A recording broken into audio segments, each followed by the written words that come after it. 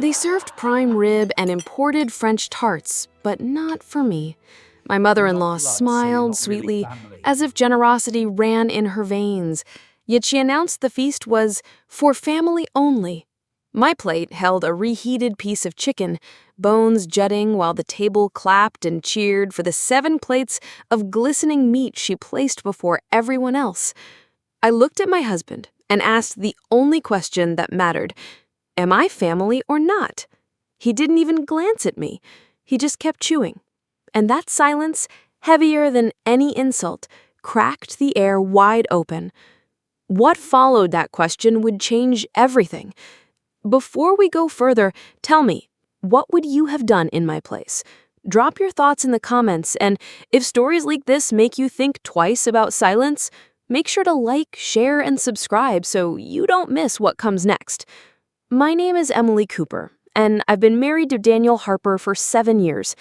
We live in Chicago, though sometimes it feels like I've been living in a house that was never truly mine. I met Daniel at a hospital charity gala. I was a young nurse, running double shifts, my hair still pulled back from the ward. He was finishing his master's in public policy, charming and polite in a borrowed tux. He looked at me with the kind of admiration that makes you believe you are more than the sum of your exhaustion. "You're incredible," he told me, "working nights while I just write papers." I thought that meant something. When Daniel landed a job as a budget analyst at City Hall, we moved into a modest apartment near the lake. That's when I met his parents. Margaret Harper wore her designer perfume like a warning, every glance a silent judgment. Richard shook my hand like he was waiting for spare change. His daughter, Claire, had never worked a day in her life and was proud of it. Margaret's first words to me were, "Oh, I imagined you'd be taller." Richard added, "So, Emily, no Ivy League?" The pity in his voice clung to me like smoke. Daniel squeezed my hand, whispered not to take it personally. For a while, I tried not to. I smiled when Margaret brought pastries only for her son, when she wrinkled her nose at my store-brand coffee. I told myself love was enough, that time would soften her cruelty. But little by little, the snubs grew sharper, and Daniel's defenses quieter. And in that silence, I began to realize how far from family I truly was. I still remember the night I met Daniel as clearly as if it were yesterday. The hospital had organized a charity gala at a downtown Chicago ballroom, and I had just come off a double shift in the ER. My hair was still pinned back, and my hands carried the faint scent of sanitizer, but I put on a borrowed dress and walked in with a mix of exhaustion and pride. Daniel was across the room wearing a tuxedo that didn't quite fit, holding a glass of champagne like he wasn't sure if he belonged either. When our eyes met, he smiled in a way that felt disarming, as though he could see past the fatigue in me and only notice the fire that kept me standing. He asked me about my work, and when I told him I'd been pulling 14-hour shifts, he shook his head with admiration. "You're incredible," he said. "I write papers while you save lives." That sentence stayed with me, like a promise that he valued who I was. In the weeks that followed, he would stop by in a hospital with coffee, waiting for me at the corner near the ambulance bay. His presence was a small warmth after endless nights under fluorescent lights. When he landed his position at City Hall as a budget analyst, he told me we were finally building a future together. I believed him. And when we signed the lease for a small apartment near the lake, I felt like we were starting a story that belonged to both of us. But the first time I met his parents, the air shifted. Margaret Harper opened the door of their townhouse with a stare that lingered too long, scanning me head to toe as though she were measuring me against a list she'd already written. She didn't offer a hug, just a smile edged with something sharp. "Oh," she said finally, "I thought you'd be taller." Her husband, Richard, followed with a handshake that lasted only a second too long. "So, Emily, no Ivy League?" The word "no" hung in the air, heavy with pity, as if my years of nursing school and working my way through bills meant nothing compared to the name on a diploma. I swallowed my pride and smiled, telling myself they just needed time to know me. Claire, his sister, breezed into the room in designer heels, announcing her weekend trip to Miami without once asking about mine. She laughed when Daniel poured me a glass of wine, saying, "You'll get used to Mom's standards. She has high expectations." Daniel gave my hand a squeeze under the table, whispering, "Don't take it personally." For a while, I tried not to. That evening ended with Margaret presenting a tray of pastries, but she slid the plate closer to Daniel with a comment that sounded harmless on the surface. "I brought these just for you, sweetheart." I reached for one, and she quickly added, "They're his favorite." I pulled my hand back and forced another smile. On the way home, Daniel assured me, "She's just like that. She doesn't mean anything." I nodded, pretending it didn't sting, but in my chest, the doubt had already begun to grow. The small slights never arrived as storms. They came like drops of rain, steady and unrelenting until I was drenched without noticing.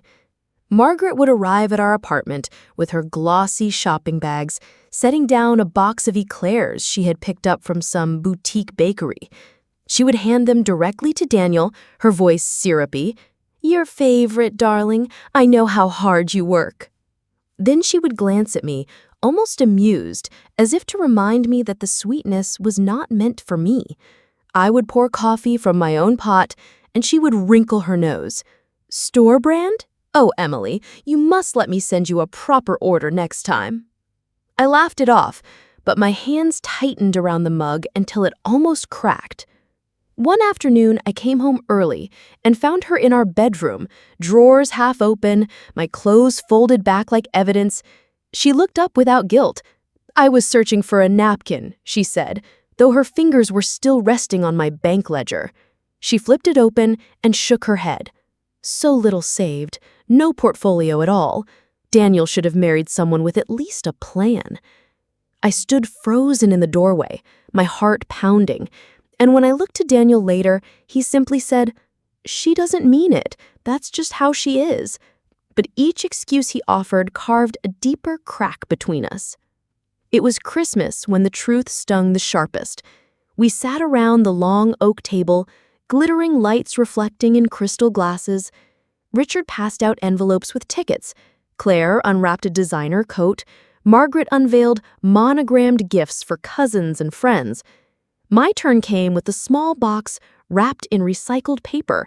Inside was a candle, half used, the label peeled from where another name had once been taped. I smiled, pretending not to notice, while everyone else admired their gifts. Daniel didn't see it, or maybe he chose not to.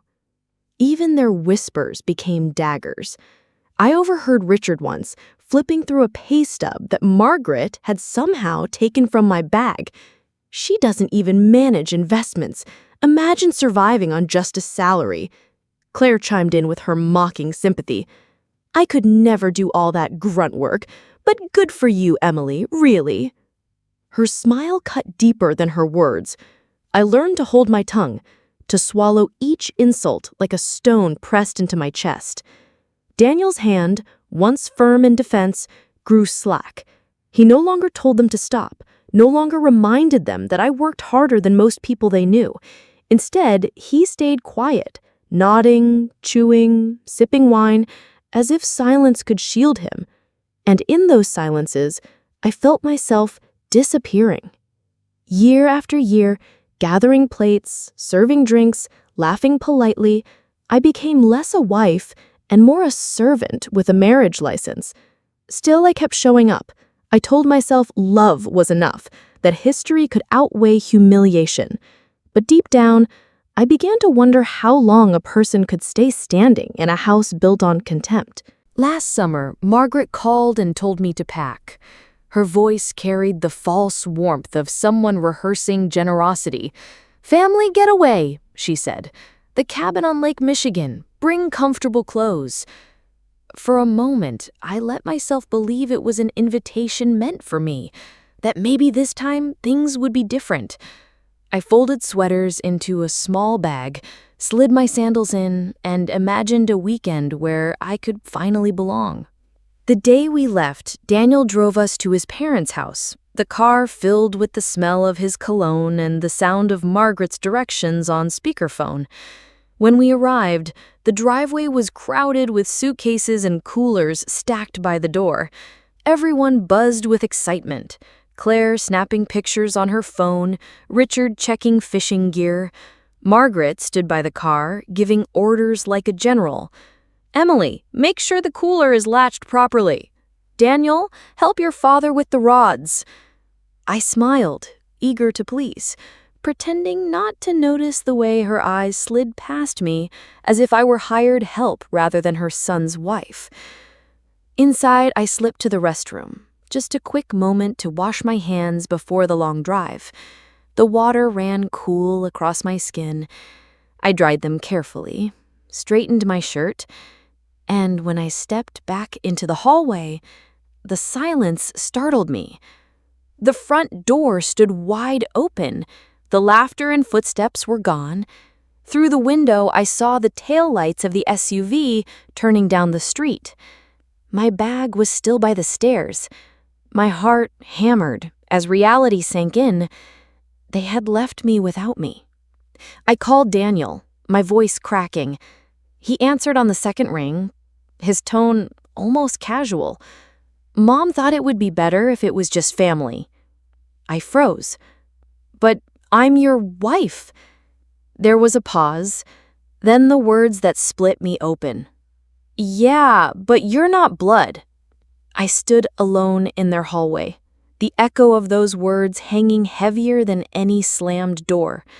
My hands shook as I set down the phone, the screen still glowing.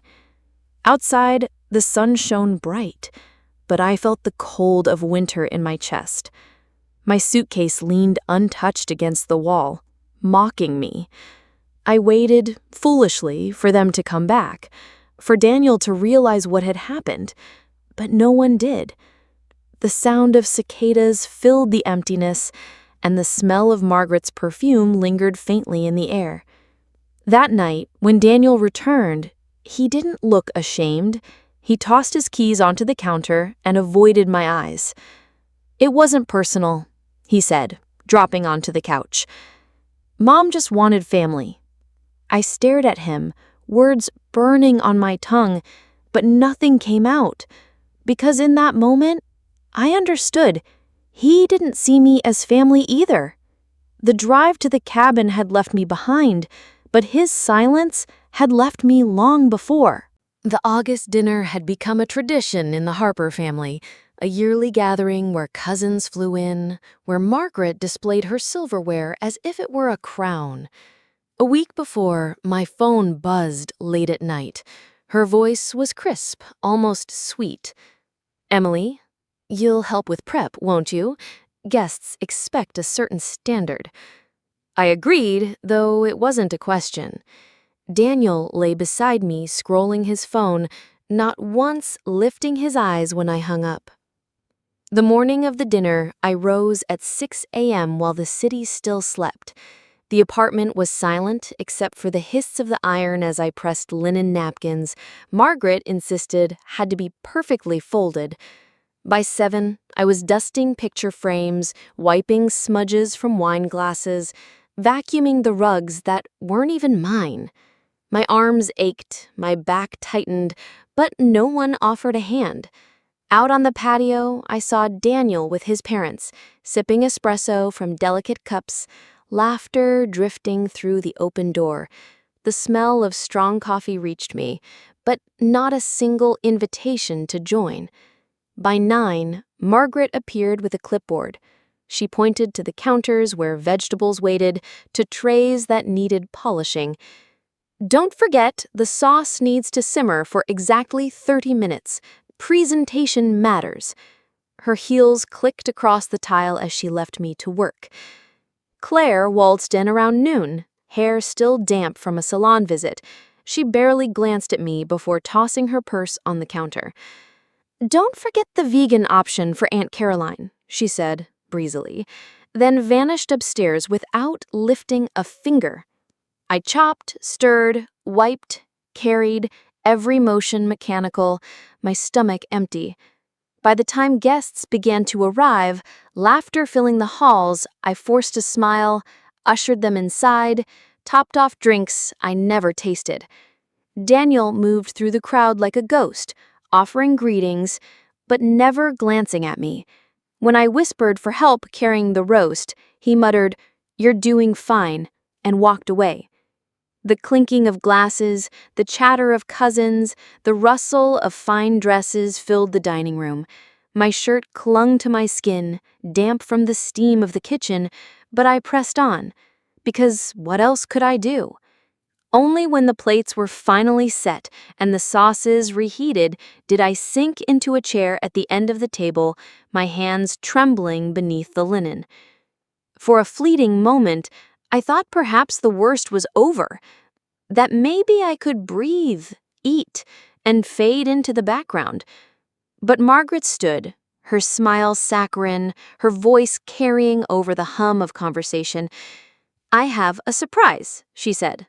Disappearing into the kitchen, my breath caught as the door swung closed behind her. Something in her tone told me it would not be a surprise meant for me. Margaret returned with a tray balanced carefully in her hands, 7 perfect cuts of prime rib, juices glistening beneath the chandelier. She moved slowly, savoring each step, and placed the plates one by one in front of Richard, Claire, Daniel, and the cousins. Laughter bubbled around the table, forks lifted, the smell rich and heavy. My own plate remained the half-eaten roast chicken from earlier, bones picked clean, sauce congealed at the edges. Then she held up a glossy white box with a flourish. "Imported French tarts," she announced proudly, "just for the family, of course." Applause scattered around the room. I sat still, my chest tight, my face hot. Everyone clapped except me. The box passed from hand to hand, slices cut with delicate forks, crumbs caught on napkins stitched with gold thread.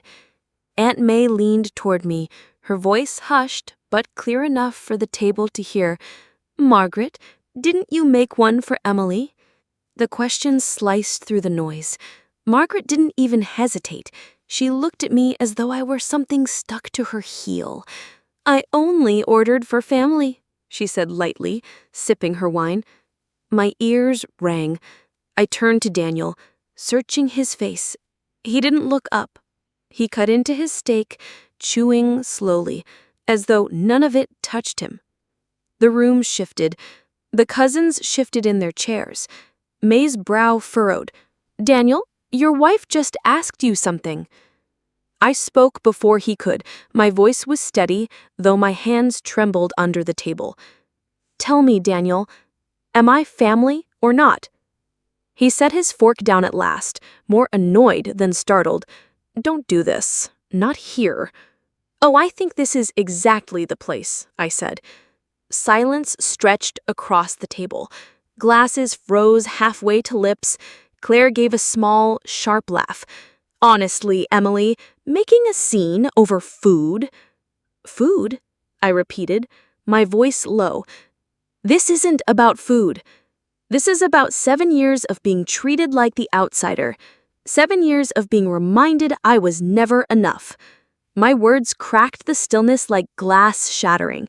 Richard scoffed, Claire rolled her eyes, but no one could laugh it away. Every glance, every whisper, every gift handed past me had built to this moment.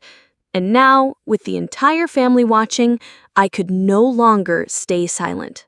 The silence stretched until it felt unbearable, and then I leaned forward. My voice was calm, but it carried through the room like a blade. "Since we're talking about family, maybe it's time you all knew the truth. Daniel hasn't had a job in nearly a year." Forks clattered onto plates. Eyes snapped toward him. He froze, jaw tight, but no words came. Margaret narrowed her eyes. What is she talking about? I didn't flinch. He was fired from City Hall after a budget disaster.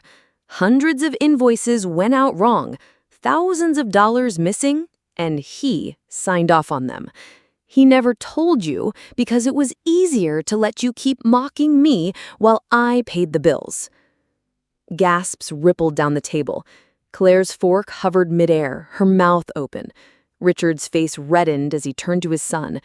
"Is this true?" Daniel's voice cracked. "She's lying. She's trying to humiliate me." I reached into my bag and pulled out a thin folder, the paper edges sharp against my skin. I set it gently in front of him. The soft thud echoed louder than any shout. His eyes darted down. "What's this?" "Draft separation papers," I said, "signed by an attorney. I'm not waiting for permission." The air seemed to vanish. Claire's smirk faltered.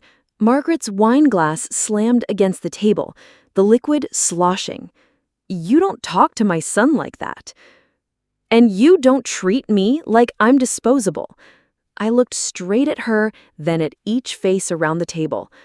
"While your golden boy slept in and played on his laptop, I worked double shifts, paid rent, groceries, car repairs. Every single bill had my name on it." Daniel's hands trembled against the folder. "You're not doing this," he muttered. "Oh, I am." My heart raced, but my voice held steady. Around us, the family sat frozen, eyes darting between us, no one daring to breathe. Aunt May finally spoke, her tone heavy. "Emily has carried more than any of you realized, and you all sat here and let Margaret humiliate her." Margaret's face drained of color. Claire whispered something sharp under her breath, but no one laughed. All I could hear was the thud of my own pulse, the knowledge that the ground beneath us had shifted forever. Daniel's face turned pale, his fork still resting on the edge of the plate as though he couldn't decide whether to pick it up or throw it. The folder sat between us, silent but louder than every word I had spoken. He finally pushed it back toward me, his voice shaking. "You can't be serious. You're really going to throw away our marriage because of one lunch?" I leaned closer, my voice steady, though my hands were trembling beneath the table. "No, Daniel. I'm walking away because for 7 years I've been treated like a stranger in my own life. And when your mother denied me a plate, you chose silence. That silence told me everything." Margaret's hand slapped the table, the silverware rattling. "How dare you speak to him like this? You think you're better than us because you work in a hospital?" I met her eyes, unflinching. "I'm better than this. I'm the one who's been keeping a roof over your son's head while he hid his unemployment from you." Claire's laugh cracked like glass. "You'll never fit in here. You never had class, Emily." I let a small smile slip across my lips. "And yet, I'm the only one at this table who knows how to pay a mortgage." Richard's face hardened, but he said nothing. Around the table, cousins shifted uncomfortably, their eyes darting between me and Margaret. Aunt May set her napkin down with deliberate care. "Emily, you don't owe anyone an apology. You've shown more dignity than most of us would." Daniel's voice broke, almost a whisper. "You really mean it? You're leaving me?" I stood, my chair scraping against the floor, every sound magnified in the stunned silence. "Yes, I've already spoken to an attorney. The papers are real. I'm not asking. I'm telling you." The room seemed to shrink as I reached for my purse. No one moved. No one spoke. Even the laughter from the cousins' children outside had gone quiet, as if the whole house was holding its breath. Daniel stared at me like I was a stranger, and maybe I was. Maybe I had finally remembered who I was before they tried to erase me. I turned at the doorway, my voice low but clear.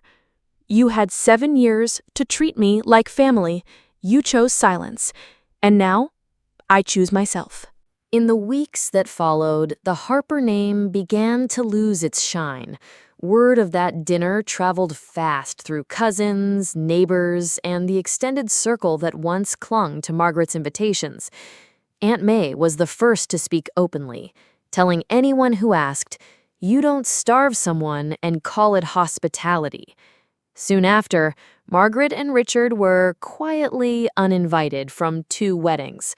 Claire boasted on social media about her influence, but when the engagement parties rolled around, her name was nowhere on the guest lists.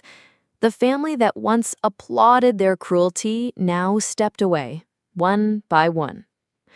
At home, Daniel unraveled.